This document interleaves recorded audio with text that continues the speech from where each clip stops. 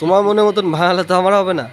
তুই বলতে পারবি না আমাদের মনের মতন কেন বানাবো না না সেটা বলছি না। তুই গেছিস নাকি? না তাহলে তুই জানলি কি করে? তুমি তো জানো না কি আমাকে বলবে। তোমার গোপাল বাড়তে জীবন বানানো যাবে। হ্যালো কার্তিক দা মুখ খাওয়া যায় নাই। বড় বড়